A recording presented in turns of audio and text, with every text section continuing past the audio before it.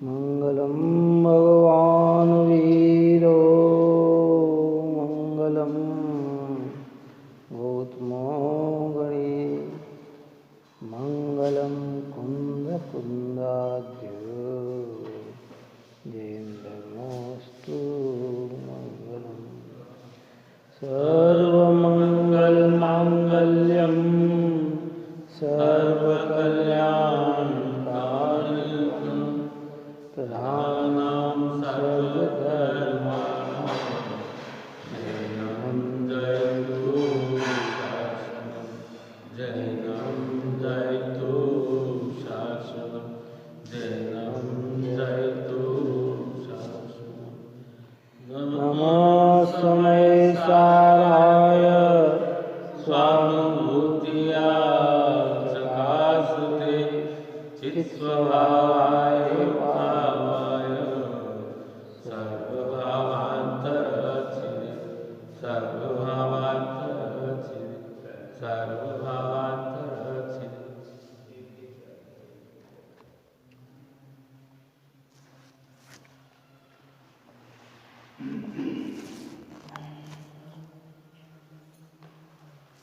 आचार्य कुलकुल भगवान द्वारा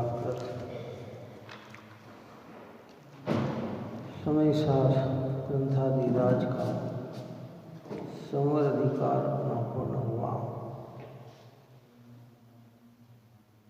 आचार्य अमृतचंद्र देव ने पूर्णता के रूप में इसमें भेद ज्ञान की महिमार्थ कलश की रचना की, जो कल अपना 131 नंबर का कलश चला। इसमें भेद ज्ञान की महिमा को बताते हुए कहा था कि जितने भी आज तक सिद्ध हुए हैं और आगे भी जितने होंगे तो सब भेद विज्ञान के बल से होंगे। और जो आप और हम संसार में भटक रहे हैं, दुख उठा रहे हैं, ये सब भेद विज्ञान के अभाव में ही है। इसलिए ऐसे भेद विज्ञान को निरंतर ही भाना चाहिए। भेद विज्ञान का फल शुद्धात्म तत्व की प्राप्ति है, संवर तत्व की उपलब्धि है। पूर्ण संवर को प्राप्त करते हुए एक दिन केवल ज्ञान को प्राप्त होता है। भव्य जीवों को ऐसा भेद ज्ञान निरंतर ही भाने योग्य मतलब करने योग्य है। बार बार दृष्टि में हम परद्रव्यों से अपने को भिन्न रखें और जिससे अपने को भिन्न लगे उन भिन्न पदार्थों से भी उपयोग समेटकर अपना उपयोग अपने में ही लगे, ऐसा मार्ग पवित्र भेद ज्ञान का है। अब इसी बात को यहाँ संवर अधिकार को पूर्ण करते हुए संवर होने से जो ज्ञान हुआ उस ज्ञान की महिमार्थ काव्य कहते हैं। 132 नंबर का कलश संवर अधिकार का अंतिम कलश, इसमें उस सम्यक ज्ञान की महिमा को बतलाया है। भेद ज्ञान से शुद्ध तत्व की उपलब्धि हो, शुद्ध तत्व की उपलब्धि से राग नाश हो, राग नाश से कर्म नाश, हर कर्म नाश से ज्ञान में स्थिर होकर शाश्वत हो जाए।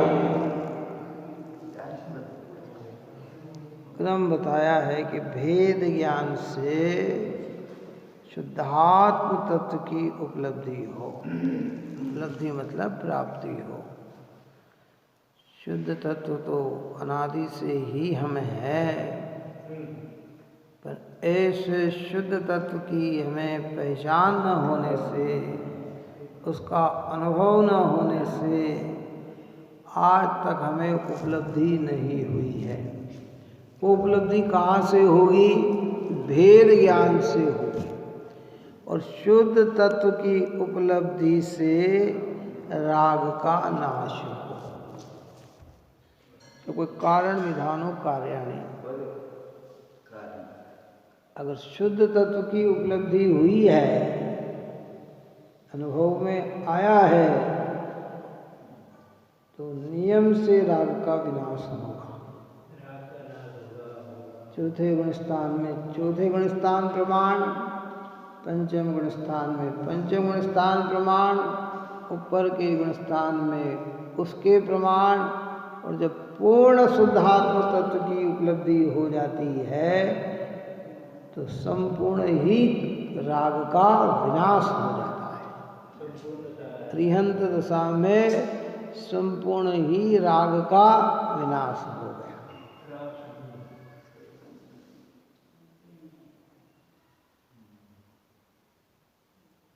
कौन सा राग है अरिहंत परमात्मा को? बताओ, कैसा राग है अरिहंत परमात्मा को?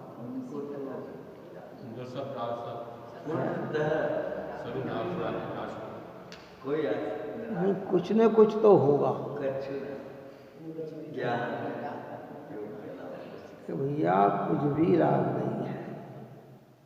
वितरागी हो गए, बीत गया है जिनका राग, वे ही तो अरिहंत होते हैं। हमारे आपके कल्याण करने का भाव भी नहीं रहा। किनका? मुनि दशा में तो आचार्य कुंद कुंद को जगत के जीव के कल्याण के भाव आए तो ऐसे महान परमागम की रचना करी। और अरिहंत भगवान को तो जगत के कल्याण के भाव भी नहीं है। भव्य जीव के भाग्य से उनकी वचन वर्गणा सहज खिलती है, जिसमें उनका कोई विकल्प नहीं रहता है।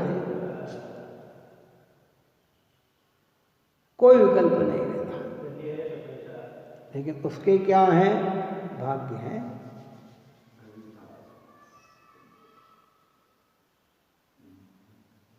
भाग्य से, भव्य जीवों के भाग्य से भगवान की देशना, और भगवान की देशना सुनकर भेद विज्ञान करे तो शुद्धात्म तत्व की उपलब्धि। देशना लब्धि ही तब होती है, निश्चय देशना लब्धि। व्यवहार में तो भगवान की वाणी को सुनना, लेकिन उस देशना लब्धि की सार्थकता तब होती है कि सुनकर अपने को अपने रूप विश्वास करे। लब्धि का मतलब क्या होता है? प्राप्ति। देशना यानी उपदेश, भगवान के उपदेश की प्राप्ति। ये व्यवहार प्रवृत्ति तो अनेक बार हुई इसके जीवन में। कितनी बार हुई? आज भी हम भगवान की देशना सुन रहे हैं। ये वाणी किनकी है? हम कहते हैं कि आचार्य अमृतचंद्र देव की वाणी है, कुंद कुंद की वाणी है। कुंद कुंद भगवान कहते हैं मेरा कुछ नहीं, ये सब भगवंत की वाणी है। कणधर की वाणी, कणधर कहते हैं मेरा कुछ नहीं, ये सब भगवान की वाणी है। और भगवान के ज्ञान में तो पूरी वस्तु स्पष्टता है। इसलिए देशना अर्थात पवित्र शब्द को सुनना। भगवान की वाणी निर्मल है, उससे भेद ज्ञान ये जीव जगाए। उस भेद ज्ञान से शुद्धात्मा की उपलब्धि, और शुद्धात्मा की उपलब्धि से कर्मों का नाश, राग का नाश, और राग के नाश से कर्म का नाश, और कर्म के नाश से संसार का नाश, तो फिर क्या होगा कि ज्ञान ज्ञान में स्थिर हो, शाश्वत हो जावे।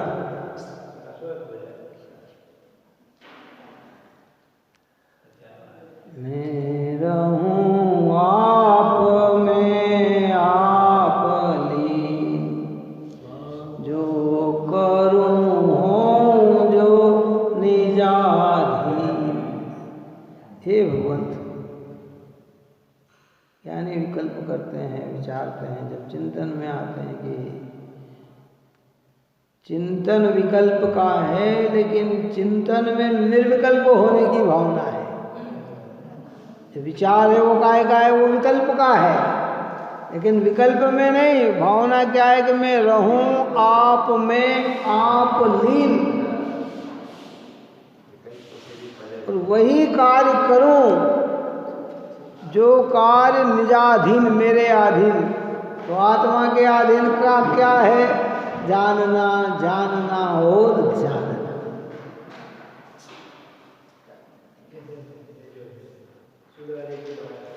इसलिए ये भेद विज्ञान की अद्भुत रीगा। ऊपर का कलश जो अपन ने चलाया था 131, भेद विज्ञान था सिद्धा सिद्धा ये किल केचन, अश्य भावते बद्धा बद्धा ये किल केचन। भेद विज्ञान के अभाव में सारे जगत के जीव बंध रहे हैं, और जितने भी सिद्ध हुए हैं वो सब भेद विज्ञान के बल से ही हुए हैं। इस भेद विज्ञान में अपनी चीज अपने पने से ख्याल में आती है। अभी हमारी क्या आती है? देखो, लोग भले नीति से हम न्यायिकवान हो कि नहीं भाई, हम दूसरे का धन नहीं लेते, दूसरे की जगह नहीं लेते, हम तो हमारे पुण्योदय से मिला हुआ ही में हम संतुष्ट रखते, ये तो सब व्यवहार है, उसे भी अच्छा कहा जाता है, पर वो लोक व्यवहार का सत्य है कौन सा। लेकिन यहाँ कह रहे हैं कि भेद विज्ञान में एक चेतन के अलावा कोई भी मेरा नहीं है।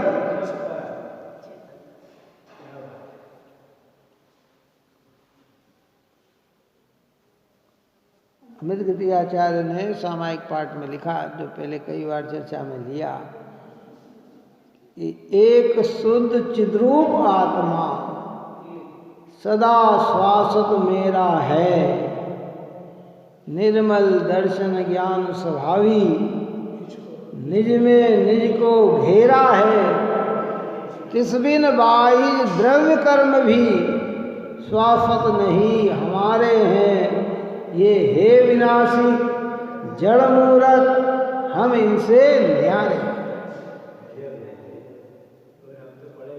एक शुद्ध चिद्रूप आत्मा, शुद्ध उद्गल धर्म धर्म आकाश काल से भिन्न चिद्रूप ज्ञानमय आत्मा सदा श्वासत मेरा है।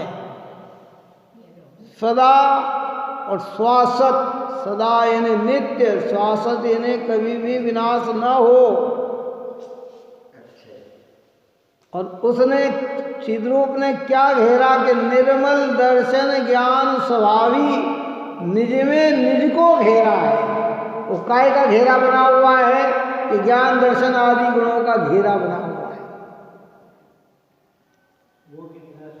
तिस बिन बाहिर द्रव्य कर्म भी, इसके बिना बाह्य पदार्थ तो दूर, जो द्रव्य कर्म भी है, द्रव्य कर्म ने 8 कर्म भी है, तिस बिन बाहिर द्रव्य कर्म भी श्वासत नहीं हमारे हैं।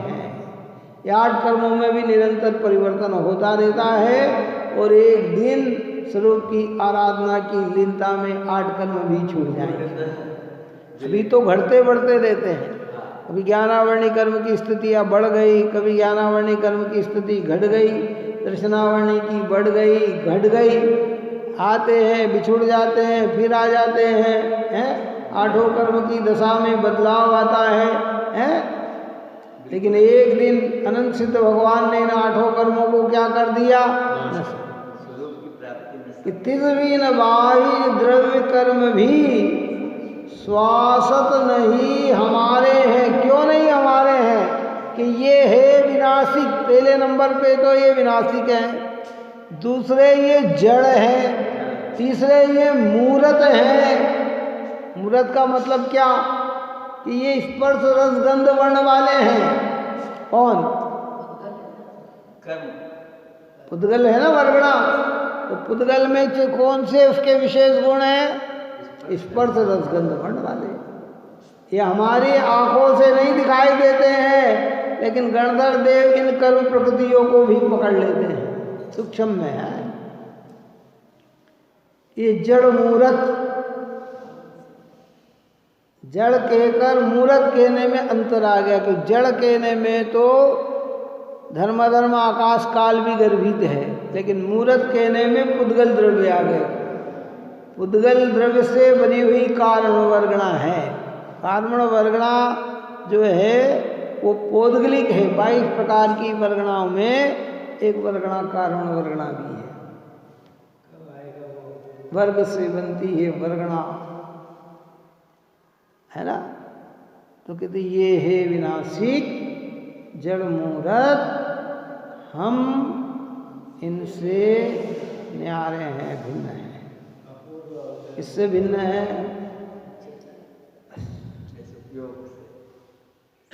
उपयोग से भिन्न नहीं है, उपयोग से ये भिन्न है। हाँ, उपयोग से भिन्न नहीं, उपयोग से तो हम अभिन्न हैं।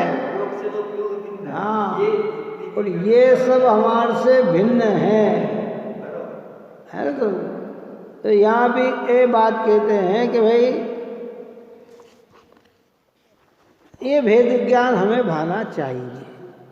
ये भेद ज्ञान हमारी परिणति में न होने के कारण आज तक सम्यक दर्शन की प्राप्ति नहीं हुई। सम्यक दर्शन कहो, शुद्धात्म अनुभूति कहो, सम्यक ज्ञान कहो, आत्मानुभूति कहो, स्व की अनुभूति कहो, ये सब एक ही बात है। क्या करना कि भेद विज्ञान को पाओ, है ना।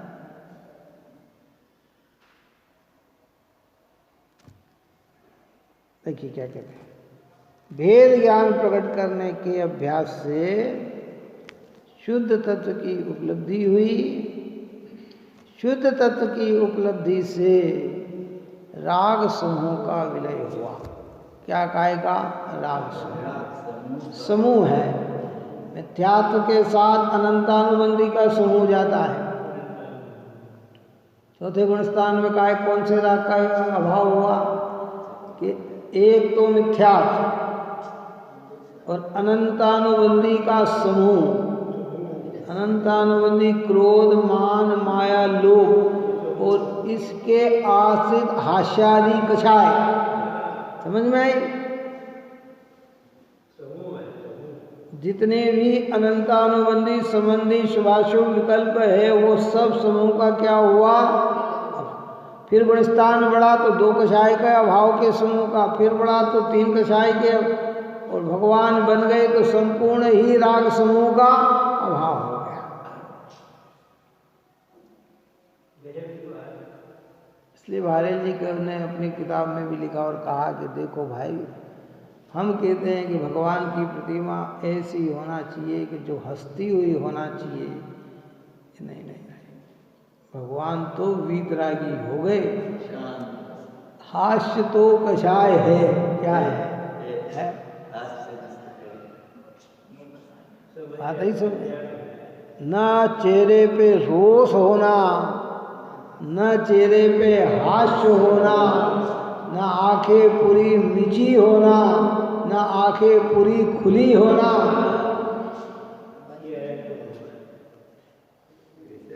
यानी उन्हें सोच करके कहा कि जो आंखें खोल के देखता है वो राग है, और जो देखना ही नहीं चाहे वो द्वेष है। बात समझ में आई ना? है एक नाशाद दृष्टि, अंतर्मुख मुद्रा हो, आत्म तत्व दर्शाए, जिन दर्शन कर निज दर्शन पा, सदगुरु वचन सुहाए।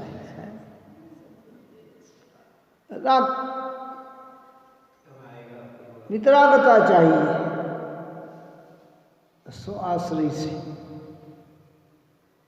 चौथे गुण स्थान में संपूर्ण कषाय का अभाव नहीं होता, लेकिन मिथ्या संबंधी समस्त कषायों का अभाव हो जाता है। कितने?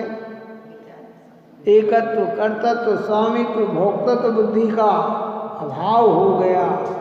पर पदार्थ में इष्ट अनिष्ट की कल्पना मिट गई।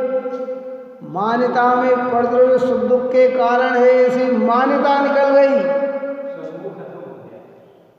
अगर उन्हें कोई दुख का कारण दिखता है ज्ञानियों को, तो अपने विकल्प अपना राग दिखता है। परद्रव्य तो दुख के कारण नजर ही नहीं आते।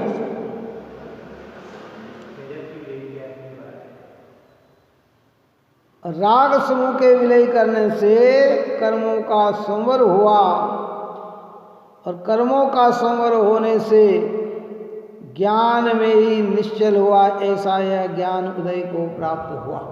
अब इतने इतने अंशों में, उतने उतने अंशों में संवर होता चला जाता है। अपन ने क्या कहा था जयचंद जी छाबड़ा की भाषा में संवर की परिभाषा? निज स्वरूप में लीनता, निश्चय संवर जान, समिति गुप्ति संयम धर्म करे पाप की हानि। इस समिति का पालन करना, गुप्ति का पालन करना, धर्म का पालन करना, संयम का पालन करना, ये सब पापों को मिटाती है। काय को? लेकिन स्वरूप में जो लीनता है वो संवर पैदा करती है। निश्चय के साथ व्यवहार, जिन्हें ऐसा निश्चय होता है और शुद्धात्मा में लीन होते हैं, उनके बाहर के अंदर समिति गुप्ति संयम और धर्म का पालन हुए बिना रहता नहीं। जो संयम समिति गुप्ति और इनको ही वास्तविकता में संवर निर्जरा मान लेते हैं और अपने में लीन नहीं होते हैं, वे पुण्य तक ही संतुष्ट रह जाते हैं, लेकिन मिथ्या संबंधी आश्रय भी छूट पाता नहीं। और ऐसी गलती हमने पूर्वों में अनंत बार की है।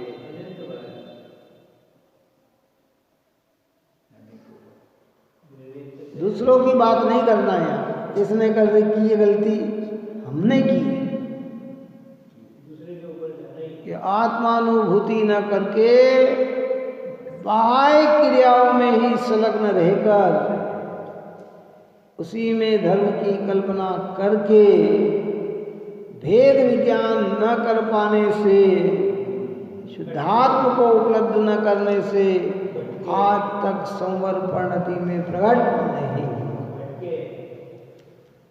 अवसर मिला है। तो ये द्रव्यलिंगी मुनि जो करते हैं 28 गुणों का पालन, जो ये सब बुद्धिपूर्वक ही हुआ होगा। भावलिंगी भी 28 मूल गुणों का पालन करते हैं तो बुद्धिपूर्वक करते हैं। भावलिंगी भी जो 28 मूल गुणों का पालन करते हैं वो बुद्धिपूर्वक ही करते हैं। द्रव्यलिंगी भी बुद्धिपूर्वक 28 मूल गुणों का पालन करता है, लेकिन भावलिंगी 28 मूल गुणों के पालन को राग मानते हैं और द्रव्यलिंगी उसे ही संवर और निर्जरा मानता है। ये अंतर पड़ता है। क्या समझ में आई बात? उन्हें भी बुद्धिपूर्वक, छठे गुण स्थान में जितनी भी क्रिया होती है बुद्धिपूर्वक होती है। अभिप्राय की अबुद्धि है, लेकिन ज्ञानात्मक पकड़ में आते हैं वो भाव के। विहार करने का भाव पकड़ में आता, हार लेने का भाव पकड़ में आता, भगवान की वंदना करने का भाव पकड़ में आता है। क्यों है? मुझे किसी देख कर चलना, किसी जीव का घात न हो, मुझे बिल्कुल अच्छे शब्द का प्रयोग करना, हित मित बोलना है, मेरी कोई वाणी से किसी को नुकसान न हो, किसी को पीड़ा न हो, ऐसा ख्याल करके वे बोलते हैं। तो ये सब बुद्धिपूर्वक है, पर उसमें राग का अंश मानकर उससे संवर निर्जरा नहीं मानते। जो ज्ञान में प्रवृत्ति है उससे संवर निर्जरा मानते हैं, और द्रव्यलिंगी को आत्मा की अनुभूति न होने से वो उसी को संवर निर्जरा मानकर राग में ही एकत्व बुद्धि करके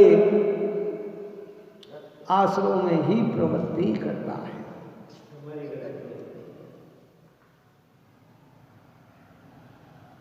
बात तो ऊंची है, अब देखो क्या करें, प्रकरण बस चलती है।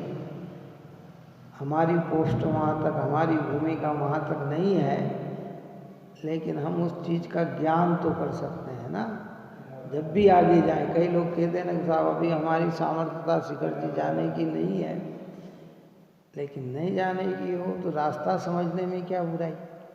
रास्ता तो समझ सकते हैं कि नहीं समझ सकते हैं, और जब भावना भी है और सामर्थ्यता भी आ गई तो फिर चलेंगे तो सीधे मार्ग पे चलकर पहुँचेंगे कि नहीं पहुँचेंगे, हैं? तो भाई नहीं है, लेकिन समझने में कोई बुराई नहीं है। ज्ञान दशा में अनेकों बार हमने राग में ही संवर निर्जरा की कल्पना की। अब यहाँ कहते भेद ज्ञान करके, क्योंकि भेद ज्ञान का फल शुद्धात्म की प्राप्ति है। शुद्धात्मा की प्राप्ति का राग का विनाश है, राग के विनाश से कर्मों का नाश है, अर्थात संसार का नाश। क्या ज्ञान ज्ञान में निश्चल हुआ, ऐसा ही ज्ञान उदय को प्राप्त हुआ कि जो ज्ञान परम संतोष को, परम अतीन्द्रिय आनंद को धारण करता है। ज्ञान काय को? परम संतोष। अब परम संतोष किसके पास? सम्यक दृष्टि के पास संतोष की अंशता है, मुनिराजों के पास संतोष की वृद्धि है, और भगवान के पास पूर्ण संतोष। संतोष का नाम ही वितरागता है। हम भावना भाते हमारे अंदर संतोष, संतोष यानी राग देश का अभाव हो जाए, न मुझे जगत का कोई पदार्थ सुखदायक लगे, न मुझे जगत का कोई पदार्थ दुखदायक लगे, न किसी से मेरी मैत्री हो, न किसी से मेरी शत्रुता हो, है ना। जो मिले उसमें ही संतोष। समदृष्टि धर्मात्मा मुनिराज और वृत्ति पूर्ण पवित्र परमात्मा। अब परमात्मा में कितना संतोष, विश्व में कैसी हलन चलन हो, भगवान को क्या बोलो, क्या, और मुनिराज को कैसा। हाँ, तीन कषाय के भाव जितना संतोष प्रकट हो गया। उन्हें जड़ पदार्थ की कोई चाह नहीं, तिलतुष मात्र परिग्रहण की इच्छा नहीं रखते, स्वर्ग के इंद्र चक्रवर्ती वैभव की किंचित चाह नहीं होती, जगत मुझे पूजे इसकी इच्छा नहीं होती, जगत मेरी प्रशंसा करे इसकी भी चाह नहीं होती है। लेकिन अभी अपने स्वरूप में पूरी तरह से ठहर नहीं पाए, इसलिए बाहर जब आते हैं परमात्मा की आराधना में लगे रहते हैं।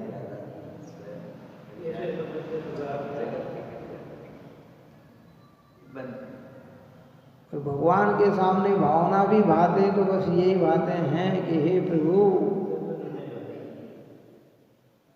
अभी कहा ना कि मैं रहूं आप में, आप लीन। ये मिथ्या, ये कषा, ये राग, ये देश मेरे मिट जाए,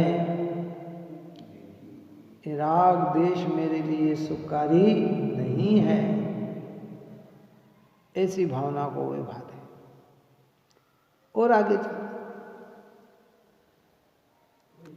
महाराज के जीवन में लिखा ना कल स्तुति बोली से, अब धन्य सो अवसर पाऊं जब निज में ही रम जाऊं, करतादिक भेद मिटाऊं, रागादिक दूर भगाऊं,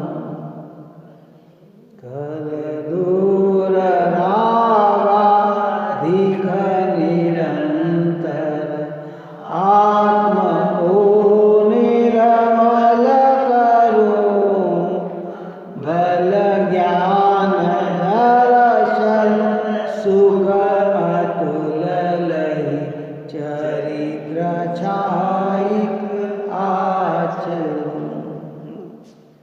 बल ज्ञान दर्शन सुख अतुल्य चरित्र छाय।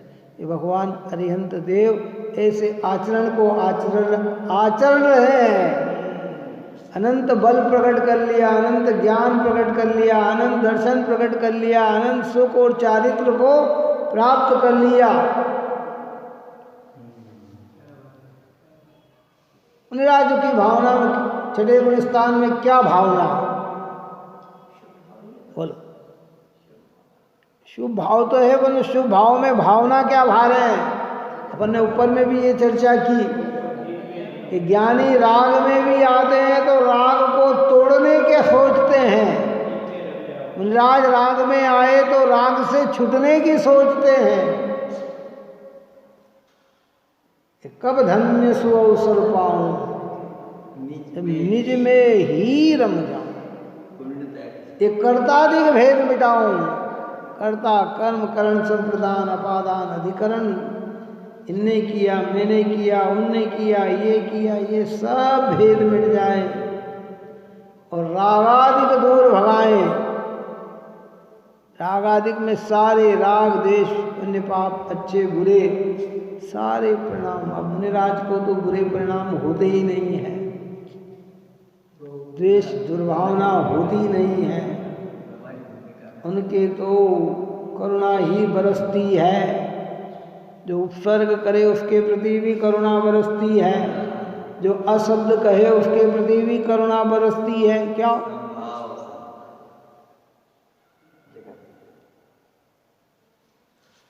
ठंड में ग्वाले ने जंगल के अंदर मुनिराज को देखा, ध्यान ग्वाला ने, अरे दे कैसे ठंड सहन करेंगे ये जीव? उन्हें ये नहीं पता कि ये कोई महान संत है। वो तो अरे ये यहाँ खड़े हैं, चारों तरफ आग लगा दी गर्मी के लिए है, लेकिन आके उनने उसकी प्रशंसा नहीं की। किसने? कवि ने प्रशंसा की है उसकी। किसने? मुनिराज ने उसकी प्रशंसा नहीं की कि तुमने मेरा रात बहुत अच्छी निकाल दी है। कवि ने उसके भावात्मक को देख के प्रशंसा की, लिखने वाले ने, क्योंकि वो तो अज्ञानी था, उसे तो पता था नहीं, जैन शास्त्र को जानता नहीं था। तो उन्होंने कहा कि देखो उसके अंदर इतने भाव तो आए हैं। एक मनुष्य जीवन पे भी हमारे यहाँ करुणादान भी होता है। करुणादान भी एक व्यवहार, करुणा बरसना है, तो उसके प्रति राग नहीं किया। और यशोधर मुनिराज पे सैनिक ने उपसर्ग किया, गले में मरा हुआ सर्फ डाल दिया, लेकिन जब बाहर आए तो सैनिक के प्रति कोप नहीं किया। एक प्रशंसा नहीं कर रहे हैं और एक कोप नहीं कर रहे हैं। कितना संतोष का परिणाम उनके हृदय में है, आज समझ में आ रही नहीं यार। और भगवान बनने के बाद तो बहुत मार्मिक बात है, समझ लो ये बात। जो केवल ज्ञान प्राप्त हो जाए उसके बाद किसी भी प्रकार की असाता उनके जीवन में नहीं होती।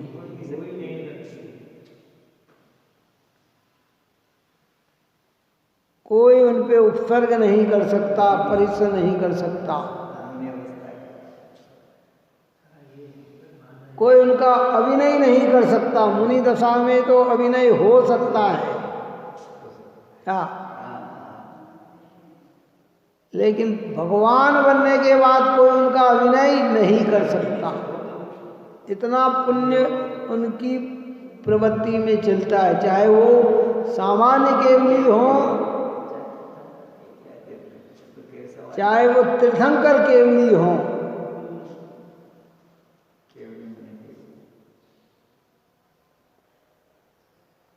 उपसर्ग केवली होते हैं ना, तो केवली पे उपसर्ग नहीं होता।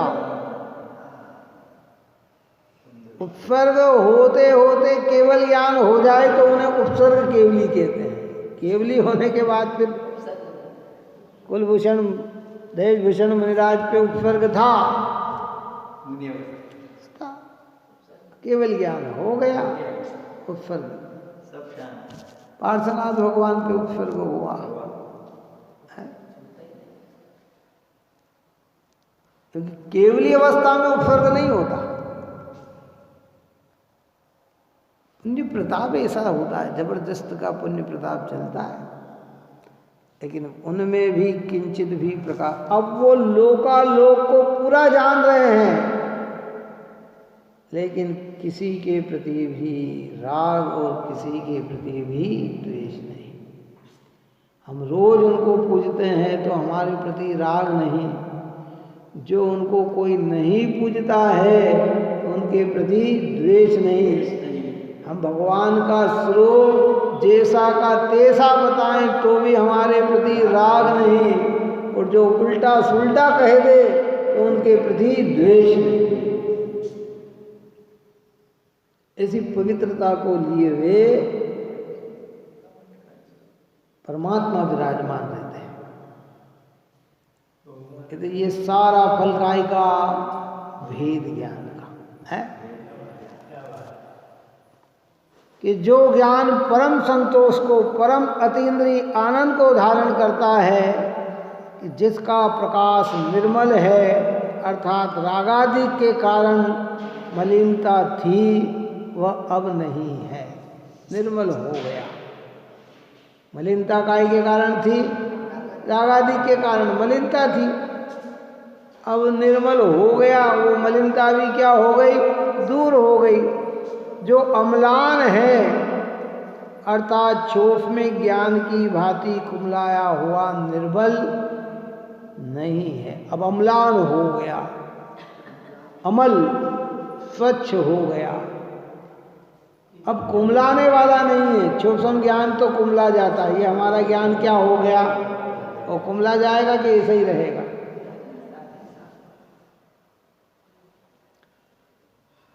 जैसे फूल होता है ना, फूल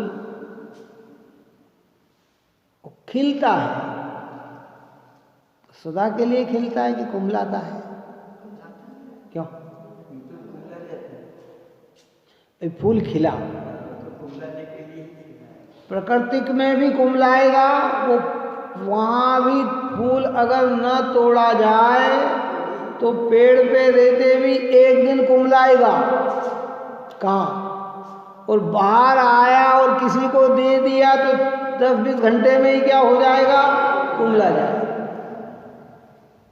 अब केवल ज्ञान अनंत काल के लिए कभी कुमलाने वाला नहीं है, और ये सूक्ष्म ज्ञान तो कहा ना, सूक्ष्म ज्ञान तो घटता बढ़ता ज्ञान है ना। अभी हमारा मरण हो जाए और हम पुनः मनुष्य की गति को ही बांध ले, गर्भ में चले जाए, तो बोलो वहाँ हमारा ज्ञान कितना रह सकता है? अरे गर्भ में चले गए तो ये इतना जो ज्ञान है ये हमारा इतना रह सकता है क्या वहाँ ज्ञान? ये जन्म होते हुए हमारा ज्ञान कितना रह सकता है? और देवता में बने तो हो सकता है इससे भी ज्यादा ज्ञान हो जाए।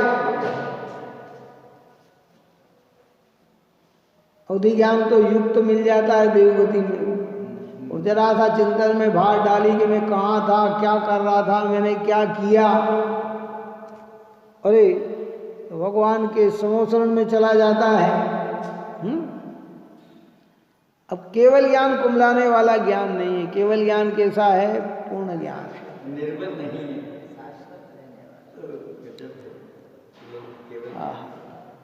सर्वलोकालोक के जानने वाला है, जो एक है, अर्थात क्षोभसम से जो भेद थे वे अब नहीं है। अब जो भेद थे ना, मति ज्ञान, शुद्ध ज्ञान, अवधि ज्ञान, मन परे ज्ञान, अब भेद ज्ञान भेद है।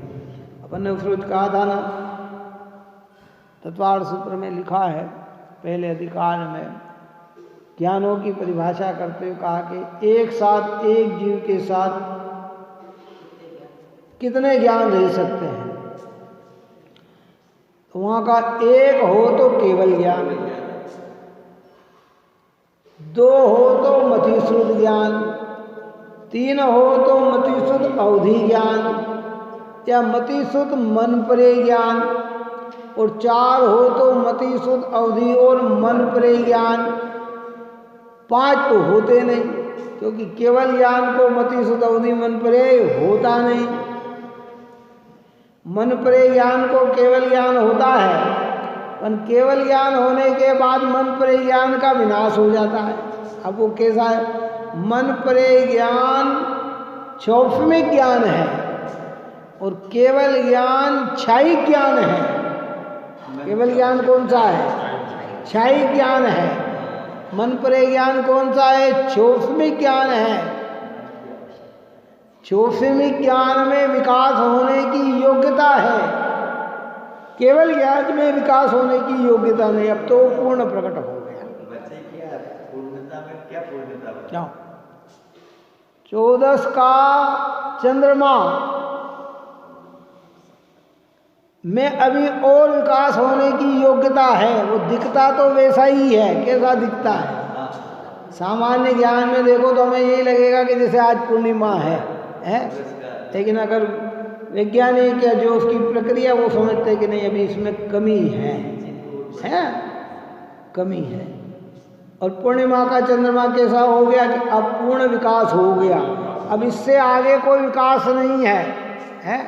तो केवल ज्ञान कैसा है कि अब इसके आगे कोई भी विकास नहीं है। और ये मतिश्रुत अवधि मन परे ये क्षोभसम ज्ञान है। इसलिए क्षोभसम ज्ञान के 18 भेद में 4 ज्ञान और 3 अज्ञान लिए हैं। क्या लिए? 4 ज्ञान और 3 अज्ञान। कुमति कुसुतो को अवधि ज्ञान अज्ञान, और सम्यक मति, सम्यक श्रुत, सम्यक अवधि और सम्यक मन परे ज्ञान ज्ञान, ये 7 भेद क्षोभसम ज्ञान के लिए हैं।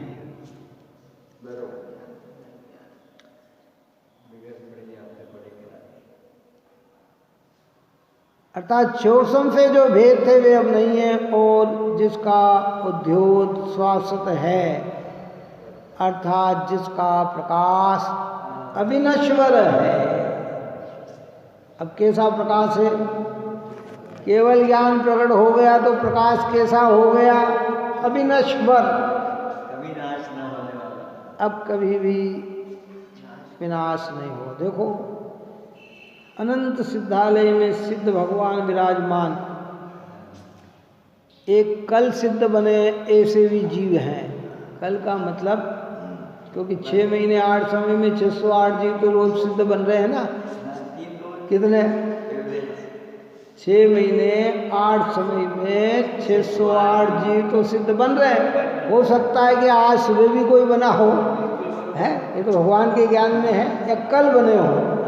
और एक अनंत 24 के पहले सिद्ध बने हैं, तो वो सिद्ध भी उतना ही जान रहे हैं जितना आज सिद्ध जान रहा है। अरे नहीं साहब, वो पुराने हो गए होंगे, उनका जानना कम हो गया होगा कि नहीं, उनका ज्ञान अविनश्वर हो गया। लोक व्यवहार में तो पुराने, अभी आप औरंग अरे साहब ये तो सब पुरानी रीत रह गई, अब तो ये हम नए आ गए, आज के बच्चे तो नए हो गए, पुराने तो रिटायर्ड हो गए। बात समझ में आ रही? लेकिन यहाँ तो कह रहे हैं कि अनंत काल पहले जिन्होंने केवल ज्ञान प्राप्त किया और जिनने आज केवल ज्ञान प्राप्त किया, उस ज्ञान में किसी भी प्रकार का कोई अंतर नहीं है। वो भी अविनश्वर ज्ञान और ये भी अविनश्वर।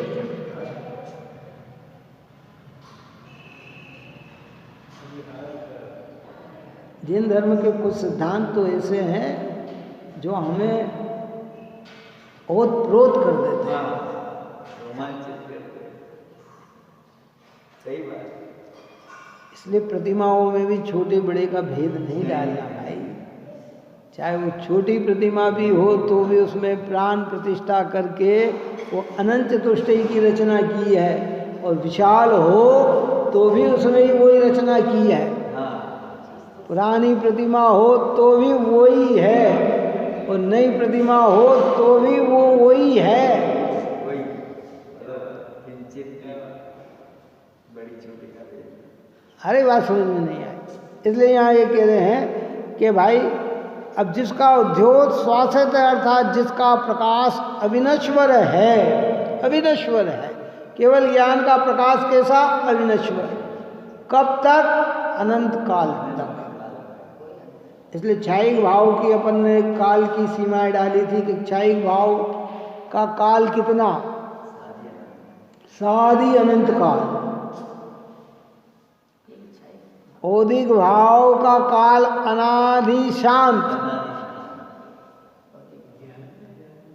सूक्ष्म भाव का सादी शांत या अनादि शांत दोनों कह सकते हैं। सादी शांत भी कह दो, बीच में प्रकट हुआ बीच में छूट गया, और अनादि से प्रकट है बीच में छूट गया। लेकिन क्षयिक भाव का काल कैसा है? अनादि अनंत है, सादी अनंत है, और पारिणामिक भाव अनादि अनंत है। उस पारिणामिक भाव के अवलंबन से ही क्षयिक भाव की उत्पत्ति होती है। प्रारंभिक में उत्तम भाव भी उसके अवलंबन से उत्पन्न होता है, उत्तम यानी उत्तम सम्यक, और पूर्णता की भी प्राप्ति होती है। टीका के इस प्रकार संवर रंगभूमि से बाहर निकल गया। किस प्रकार? संवर ने अपना स्वांग दिखाया, और स्वांग प्रकट करके उसे जब पहचान लिया तो वह संवर भी अपने अब रंगभूमि से क्या हो गया? बाहर। संवर का काम क्या?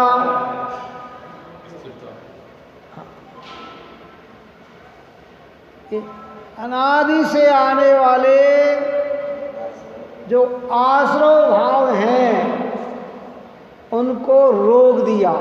इतना बलवान है कौन? संवर।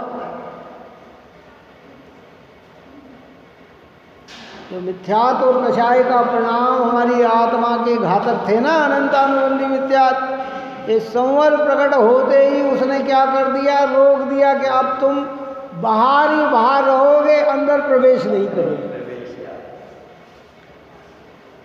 जैसे ढाल होती है ना, पुराने युद्ध के अंदर तलवार और ढाल का ही तो काम था। वो तलवार वार करता, वो रोक देता, तो उससे शरीर पे किसी भी प्रकार का घाव नहीं आता। बात आई कि नहीं समझ में? तो ऐसे ये संवर ने क्या किया? आश्रव को रोक दिया। और उस संवर की मूल उत्पत्ति का कारण यहाँ बताया गया भेद विज्ञान।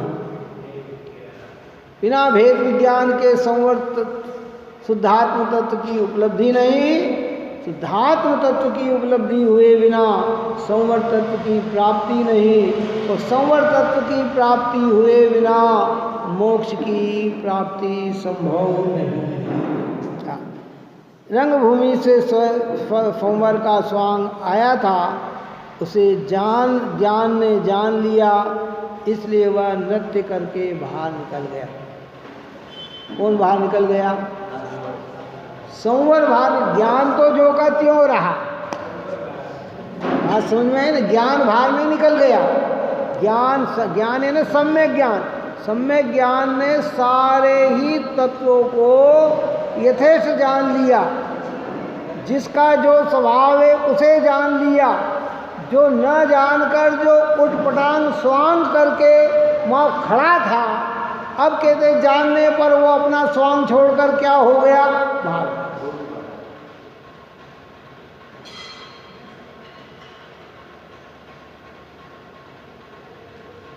देखिए सवैया कह के पूर्ण करते हैं। भेद विज्ञान कला प्रगटे तब शुद्ध स्वभाव लहे अपना ही, राग देश विमोह सब ही गली जाए, इमें दूठ कर्म रुकाही। क्या कहते, भेद विज्ञान कला प्रगटे तब शुद्ध स्वभाव लहे अपना ही। जब भेद विज्ञान की कला अंदर में प्रकट होती है तब शुद्ध स्वभाव अपना अपने को अनुभव में आता है। भेद विज्ञान का अर्थ क्या, भेद यानी भिन्नता, ज्ञान यानी प्रकाश। भिन्नता का जब प्रकाश हो जाता है, बात ही समझ, किससे भिन्नता, जगत में सारे द्रव्य अपने अपने स्वभाव में रह रहे हैं, लेकिन हमें उन सब में अलग अलग पने का भान न होकर एक पने का भान है। तो यहाँ कहते हैं कि भेद विज्ञान।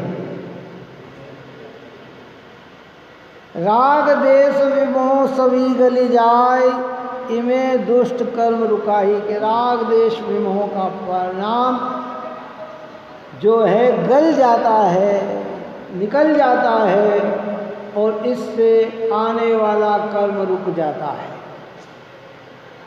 राग देश का परिणाम, मोह का परिणाम आश्रव भाव है।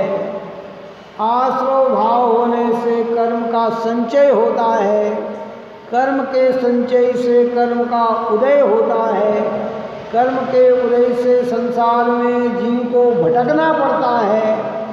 जब ये राग देश मोह का परिणाम रुक जाए तो कर्मों का आना रुक जाता है, और कर्म का आना रुक जाए तो फिर संसार बढ़ता नहीं है, फिर बना हुआ संसार घटने लग जाता है। उज्ज्वल ज्ञान प्रकाश करे बहु तोष धरे परमात्म माही। क्योंकि उज्ज्वल ज्ञान प्रकाश होकर फिर वह संतोष को धारण करके एक परमात्मा तत्व की उपलब्धि हो जाती है। यो मुनिराज भली विधि धारत, केवल पाए सुखी शिव जाए। ऐसी विधि को मुनिराज भगवान भली प्रकार से धारण करते हुए केवल ज्ञान प्राप्त करके पूर्ण सुखी होकर सिद्धालय में जाके बसते। भेद विज्ञान का फल सिद्ध है। ऊपर की 131वीं कलश फिर एक बार दोहरा देते हैं। 130 कलश में कहा कि भेद विज्ञान कहाँ तक भाना चाहिए, तो कहते हैं जब तक ज्ञान में स्थिर न हो जाए वहाँ तक भेद ज्ञान को पाओ। पहली दृष्टि का ज्ञान में कहाँ तक कि मिथ्यात्व का अभाव होकर सम्यक ज्ञान की प्राप्ति न हो जाए तब तक भेद विज्ञान को भाओ। दूसरी प्रकार से कहा कि सम्यक ज्ञान हो जाने पर ज्ञान में एकाग्र न हो जाए, पूर्णतया लीन न हो जाए, वहाँ तक भेद ज्ञान भाव। और किस तरह से भाना कि अविच्छिन्न धारा से भाना। और फिर भेद ज्ञान की महिमा को गाते हुए आचार्य अमृतचंद्र देव ने कहा कि भेद विज्ञान सिद्धा ये किल केचन अश्य भावते बद्धा ये किल केचन। कि आज तक जितने भी सिद्ध हुए हैं ये सब भेद विज्ञान के बल से ही हुए हैं, और जो आप और हम संसार में भटक रहे हैं वो भेद विज्ञान के अभाव से ही भटक रहे हैं। सम्यक की उत्पत्ति का मूल कारण भेद ज्ञान है। क्या कहा, जब अध्यात्म ग्रंथों की अंदर हम चलते हैं ना, बाहरी दृष्टि से आगम में देव शास्त्र गुरु के श्रद्धान का नाम सम्यक दर्शन कहा। ये प्रारंभिक भूमिका जीव की बनती है। पहले सच्चे देव वितरागी अरिहंत देव सिद्ध भगवान की निकटता में आए, नग्न दिगंबर आचार्य मुनि राज साधुओं की निकटता में आए, सत जिनवाणी अहिंसा धर्म की निकटता में आए, तो व्यवहार कहता है ये सम्यक दर्शन है। फिर कहते हैं कि नहीं, इसके आगे तत्व अभ्यास, और फिर उसके बाद कहते हैं सपर भेद विज्ञान। सपर भेद विज्ञान और आत्म की प्राप्ति में बिल्कुल मामूली अंतर है। कितना? कहते जिनको आत्मानुभूति होगी उसके पहले ये कारण होगा ही होगा।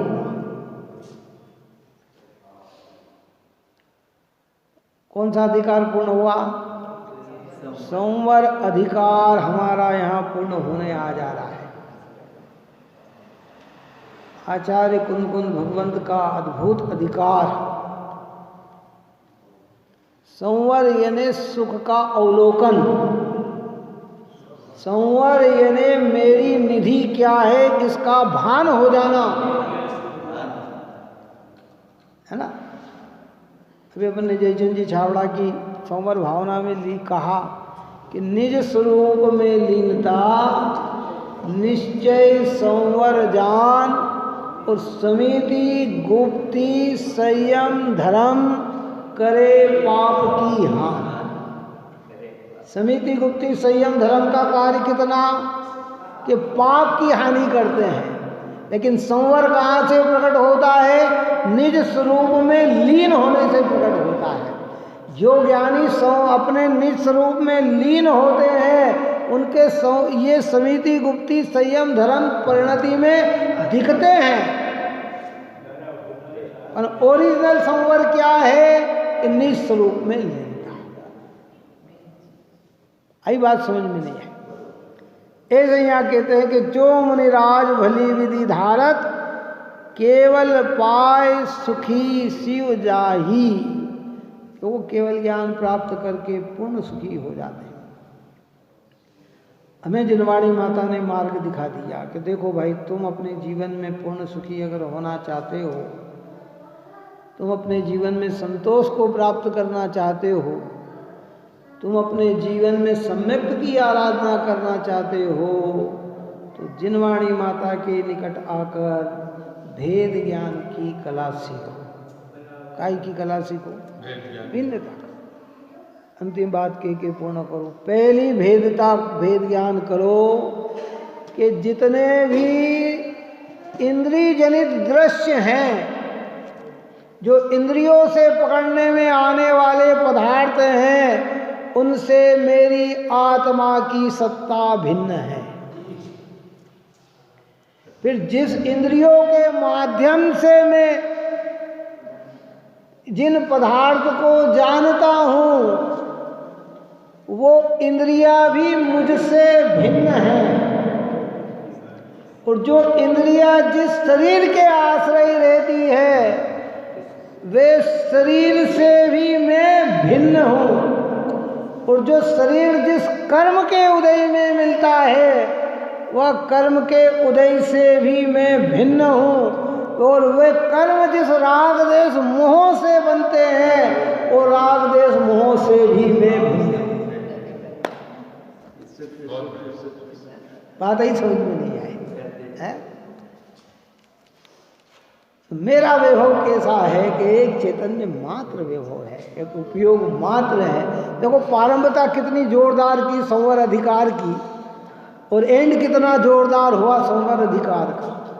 प्रारंभता में कहा कि भैया भेद ज्ञान से प्रारंभ किया कि क्रोधादि में उपयोग नहीं, उपयोग में क्रोधादि नहीं। अष्टविधि कर्म में उपयोग नहीं, उपयोग में अष्टविधि कर्म नहीं। नो कर्म में उपयोग नहीं, उपयोग में नो कर्म नहीं। अर्थात उपयोग में है कर्म नो कर्म रागादिक अपने में है। यहाँ से प्रारंभ करके एंड ये बता दिया कि इसका फल केवल ज्ञान के अलावा और कुछ नहीं है। तो इस प्रकार श्री समय सार की श्रीमद् भगवंत कुंद कुंद आचार्य देव प्रणीत श्री समय सार परमागम की श्रीमद् अमृतचंद्र आचार्य देव विरचित आत्मख्याति नामक टीका में संवर का परूपक 5वां अंक अपना समाप्त हुआ। संवर तत्व की व्याख्या में संवर हमारे जीवन में प्रकट हो जाए, सारे जगत के जीवों को संवर तत्व प्रकट हो जाए, क्योंकि सुखी होने का कोई दूसरा उपाय नहीं है। तो आप और हम सभी देव शास्त्र गुरु के सानिध्य में रहते हुए भेद ज्ञान करते हुए अपनी परिणति में निर्मलता जन्म दिलाएं, यही मंगल भावना है। सहजानंदे शुद्ध स्वरूपी अविनाशी